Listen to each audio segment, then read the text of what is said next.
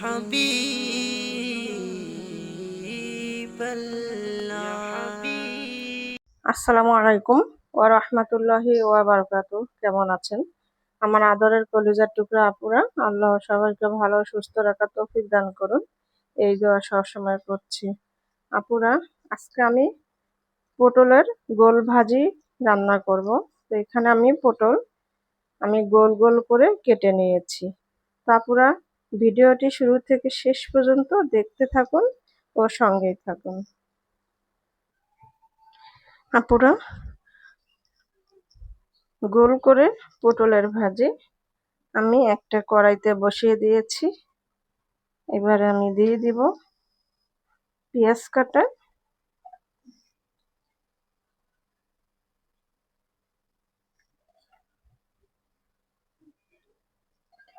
দিয়ে দিলাম পেঁয়াজ কাটা। এবার কাঁচামরিচ কাটা দিয়ে দিচ্ছি, পরিমাণ মতো লবণ দিয়ে দিব,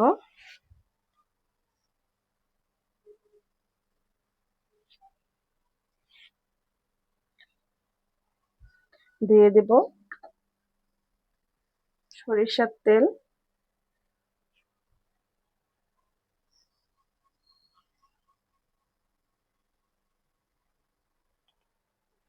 এবারে আমি একটু গুঁড়ো হলুদ দিয়ে দিব,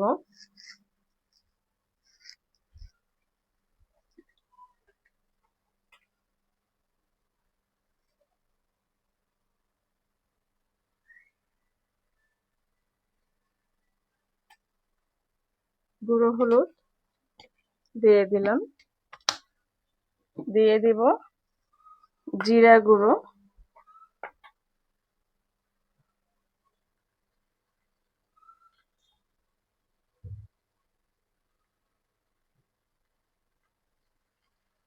জিরা গুঁড়ো দিয়ে দিলাম। আমি এবারে ভালো করে নাড়াচাড়া করে দিব। তারপরে গোল করে পটলের ভাজি, এই রান্নাটা কিন্তু অনেক মজাদার হয়।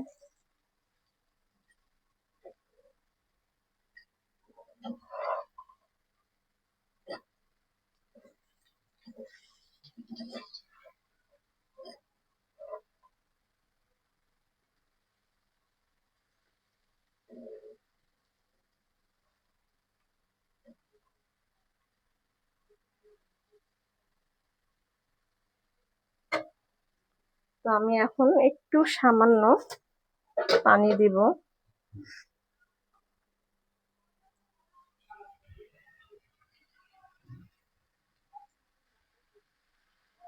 বেশি দিব না, অল্প একটু দিলাম।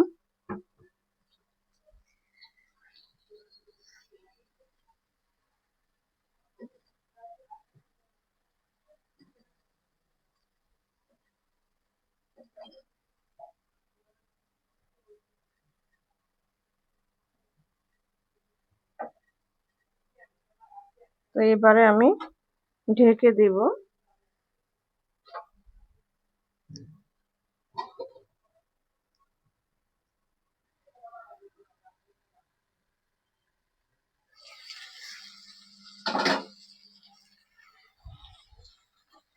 আপুরা, আমি একটু নাড়াচাড়া করে দিয়ে দিচ্ছি পটল ভাজি। এই গোল করে পটল ভাজি কিন্তু আপুরা আসলে মজাদার হয়।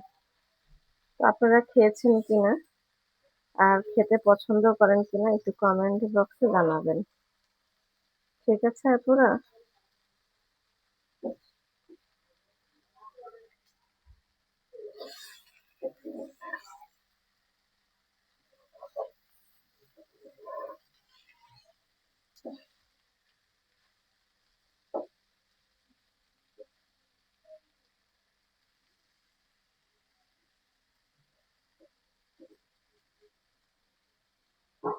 তো আমি আবারও ঢেকে দেব।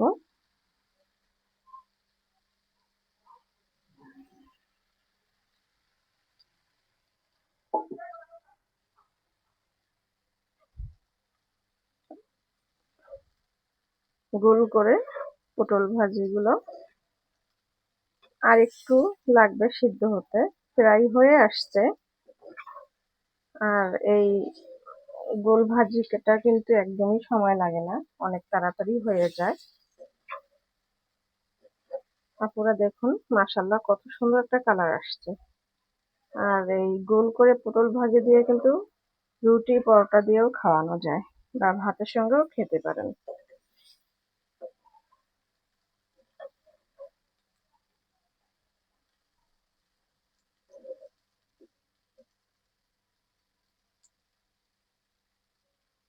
তবে আমি আরেকটু ঢেকে দিব, আরেকটু ঢেকে দিলেই গোল করে পটল ভাজি হয়ে যাবে।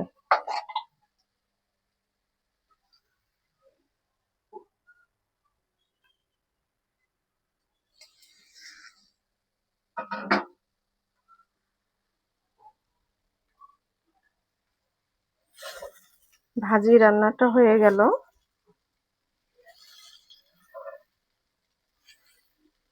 খুব সুন্দর হয়েছে মাশাআল্লাহ, খেতেও মজাদার হয়েছে।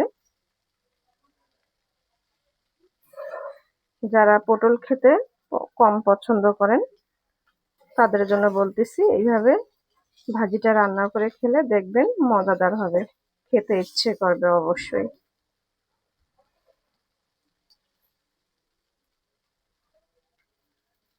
তো এবারে আমি